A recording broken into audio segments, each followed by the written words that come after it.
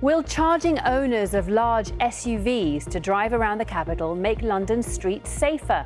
It's part of a series of measures proposed today by the Mayor. What is the evidence in relation to these larger SUVs, in relation to road safety, but other issues in relation to the space they take up in our roads, but also what happens when a child or an adult is hit by a large SUV? Opponents say the idea is ridiculous and anti-car. Also ahead tonight. A council must continue to allow asylum seekers to stay at a controversial hotel in Epping after judges rule against a legal challenge. We put your questions on special educational needs to the Minister in charge of school standards. And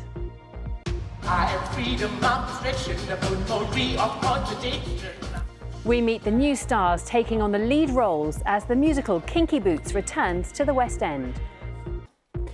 A Met police officer has appeared in court charged with stalking and harassing a woman. PC Samson Akinao, who featured in a recruitment campaign for the force, is also accused of calling, messaging and visiting her home following his arrest. He will enter a plea next month. More than 400 people have been arrested in London as part of a week-long national crackdown on county lines drug gangs. Vulnerable adults and children are often exploited to transport drugs out of London and sell them in smaller towns. The Met Police say they've closed down 116 county lines. And a woman who trapped 23 cats in a wheelie bin has been given a 4-month prison sentence, suspended for 2 years. Sharon Price from Epsom in Surrey used a microwave to weigh down the lid, leaving the animals terrified and unable to escape. 8 of them died. Police say they seized a gold bar, a gold suitcase and even gold teeth alongside an unusual haul of guns during a week-long crackdown on drug gangs in London and across the UK. 415 people were arrested in the capital, 50 of whom were young boys. Police say 116 county lines were closed down.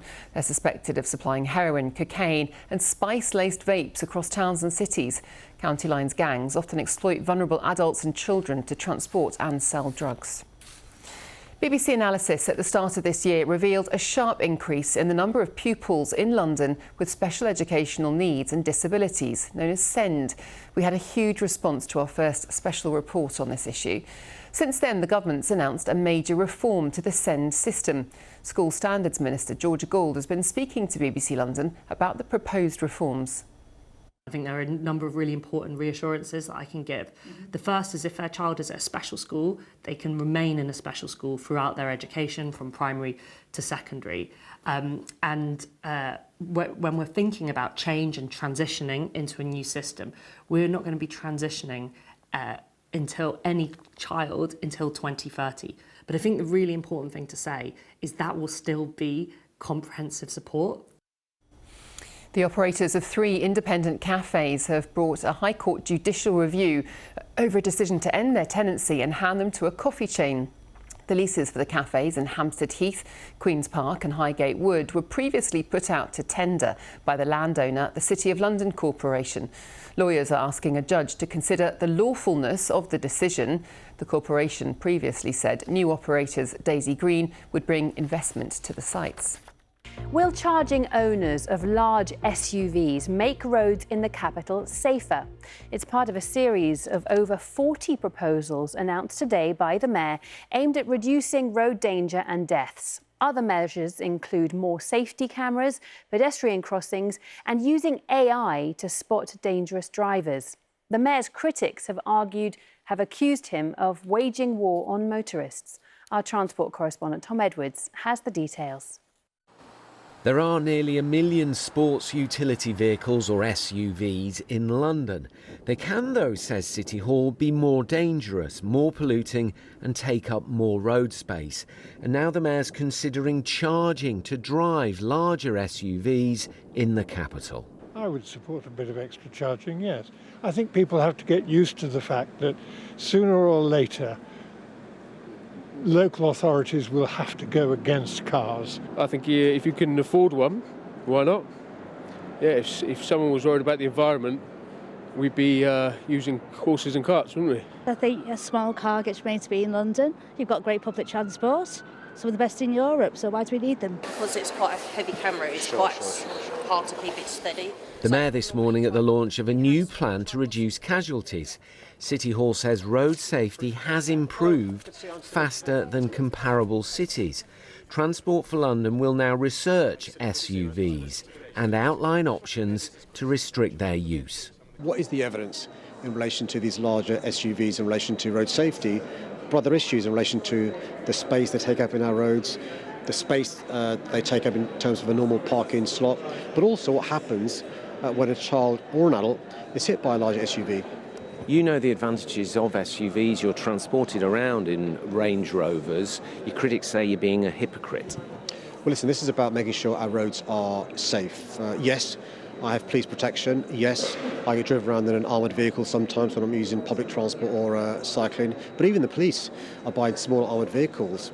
They're replacing the Range Rovers with the Audis for a variety of reasons. The key thing, though, is to recognise the consequences of these large SUVs.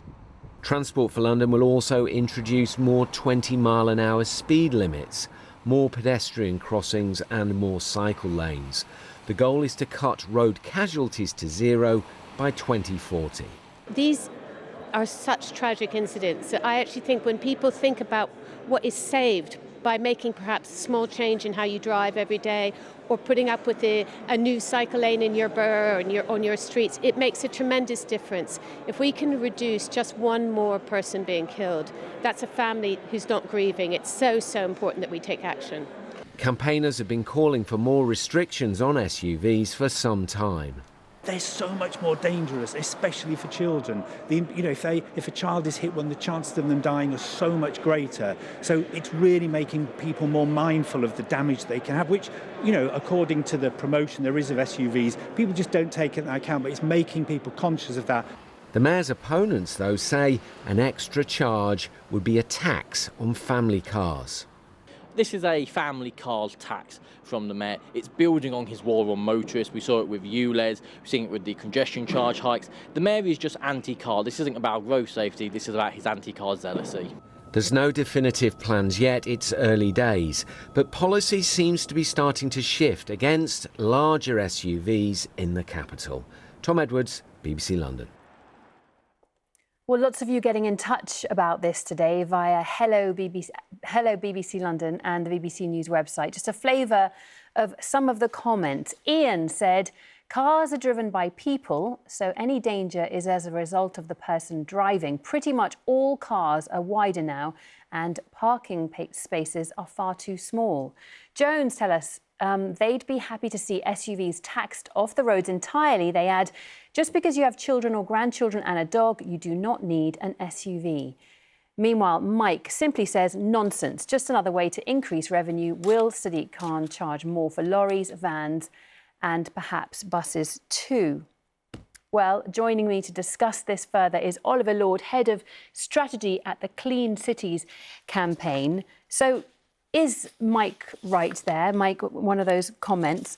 Is he right? Is this just a way to increase revenue? Or do you think that the possibility of putting a charge on large SUVs could actually work? I think we absolutely should be taking action against larger cars in the city. We've gone from 3% of SUVs to 30% in the past 20 years. This is a rising trend that is putting especially children at danger. I mean, the plan itself talks about that more than 100 people die every year on London's roads. And I see this as a systematic approach to dealing with that. It's one of the proposals, isn't it, in this Vision Zero pack of strategies, 40 of which he has proposed. Wouldn't more speed cameras around schools, more school streets, 20-mile-an-hour zones, wouldn't those work better to reduce the deaths than taxing SUVs? I'm afraid we need it all, Alice. I mean, it needs to be a comprehensive plan, and frankly, that's what it is. But when you look at SUVs, you look at the height of the bonnet and you look that you can't actually see children in front of them, and the fact that children are 3 times more likely to die if they're under 10 if they're hit by an SUV in the UK, frankly, we have to do something about that. And when you say we need all of those strategies, which is the priority for you? If you could only have 2 or 3 of those in the list, where would you put school streets and 20-mile-an-hour zones compared to charging SUVs? I think the Mayor's right to be focusing on this issue now. It's a systematic approach. Cars cause the greatest harm to people in the city, so actually focusing on the cars that could cause the even greater harm is the right approach. But school streets, safer speeds have demonstrated so much benefit to people's lives, so I would put all three of those together. Critics that we've heard there say it's just another anti-car policy. What do you say to that argument? I say cars are the greatest harm to all of us on the streets in London. You know, the fact that more than 100 people die every year, and this is a systematic approach, like I said. So it's a type of car that doesn't belong in cities, quite frankly, and hasn't belonged in the city until now, and we need to do something about it. And so how effective do you think charging those SUVs, how effective is that going to be in changing driver behaviour? Is it really going to make people who can afford to buy them in the first place stop from buying them? Actually, other cities across Europe are already doing this, and they're finding that it's had a big difference. You know, cities like Paris, Lyon, and other cities in the UK are starting to do it. So it will be effective, but it can't be the only thing that we do. And let's just stick with, if we were to do it, how would it work? I mean, some people have suggested weight-based charging. Obviously, that then puts in question vehicles which are electric vehicles, which are heavy because of batteries, and they might not be SUVs. How, in practice, would this work? What would it look like? I mean, we're advocating for the weight of the car is in complete proportion often with the size of the car. So the weight is probably the way to go. And actually, heavier cars are more likely to be involved in fatalities in the UK. So other cities have started to adjust their parking policies, for example, based on how heavy the car is, and therefore how much space you're taking up, but also how much danger you're emitting on the road. OK, well, plenty to go out there. We shall see what happens. Oliver Lord, thank you very much for joining us this evening. Thank you for your time.